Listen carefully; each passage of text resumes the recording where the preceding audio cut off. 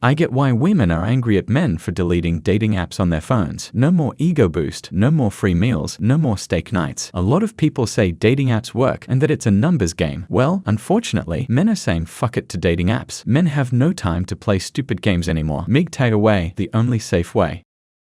I've been on like dating sites, but if you look at the people that I match with or the people that I like my messages, there really isn't none, because I haven't found that high value male that I want to marry or pursue or even sleep with. High value men, 9 times out of 10, they're not on dating apps.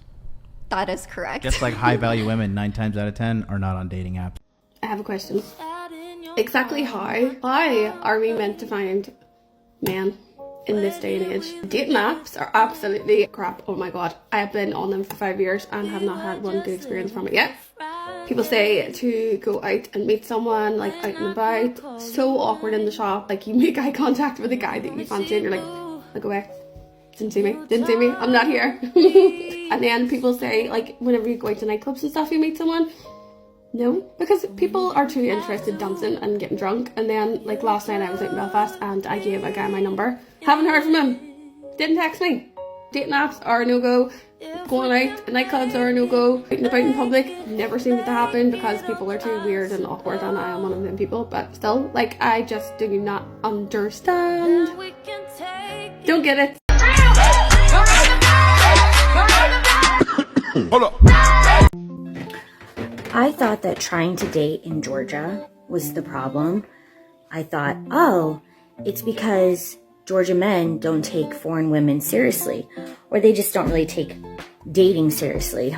Well, I went to London, I got on Bumble. Those men didn't take anything seriously either. I come to Arizona, I'm still on Bumble, same situation. These men do not take being on these dating apps seriously. But then everybody's like, well, you gotta meet somebody outside. You gotta meet them organically. You gotta meet them, I don't know, being in a class, blah, blah, blah. What are you talking about? No one talks to you anymore. I can't even go to a bar nowadays and have a guy talk to me. Nobody talks to you. When I was in my early 20s, no problem meeting people. Now, I'm 37 years old. No one wants to talk anymore. I'm the one who approaches everyone. So what are we supposed to do as 37-year-old women? Honestly, what are we supposed to do as 37-year-old women trying to find a date? I haven't been on a date in, I don't know, 3 years? 3 years I haven't been on a date. It's impossible. Dating is impossible. So I guess we all are just going to be single. We're all going to be complaining about how we're single.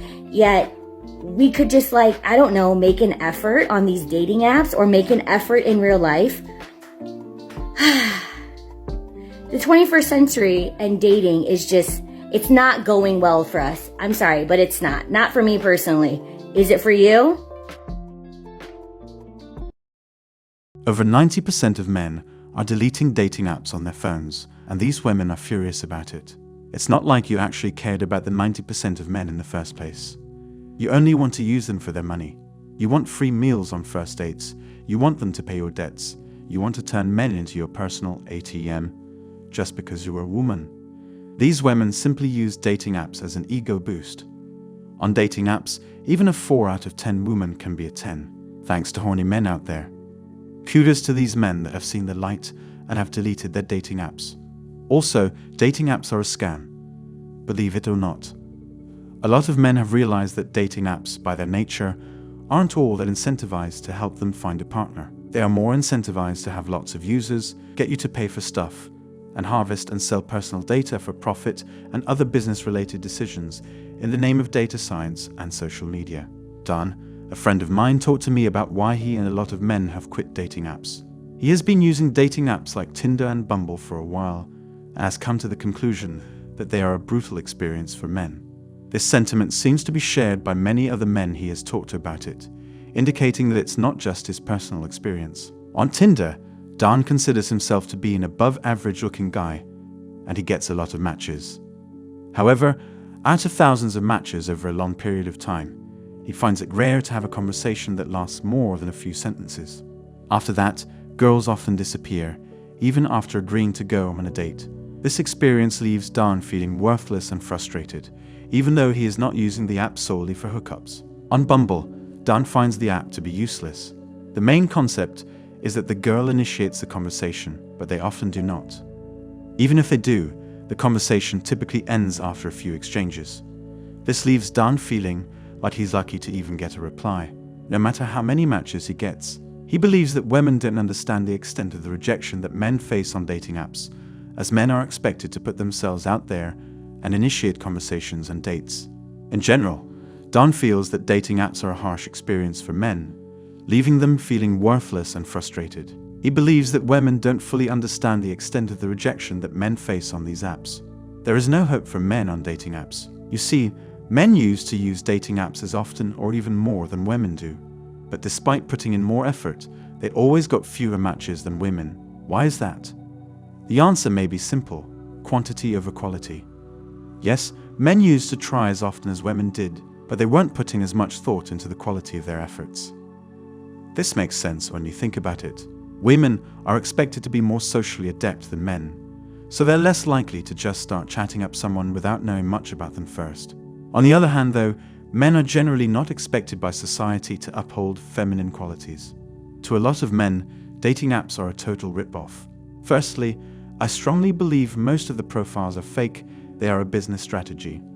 Let's use rational thinking. When you just register without paying a membership, all of a sudden, you get a flock of messages. Then when you decide to upgrade your account, all those previous messages go away. Dating apps care less about making a member happy. They are not different from other businesses. They care only about the company's revenue. Also, thanks to technology, these apps even create illegitimate profiles in order to increase their revenue. Men have seen that they are being contacted by a computer program that texts short messages to them to keep a flow of revenue. Furthermore, some of these dating apps also hire women from other countries to post their profiles or contact some members. In fact, I met one girl in Ukraine that worked for a dating app doing this kind of job. Of course, I do not deny that there are legitimate profiles, however, they must be a minority. So, if you are not good looking, these odds become thinner because, let's face it, most human beings are very graphic people. On top of this, we have those scammers' profiles that are looking for a free meal by scamming some desperate men looking for a relationship or something else. In summary, they are a total rip-off. That's all for today on Manhood. Don't forget to smash the like and subscribe buttons, and also click on the notification bell to be the first to know when I drop a new video. If you find value in my videos, you can show your support through PayPal or Cash App. The links are in the description. See you next time. Cheers.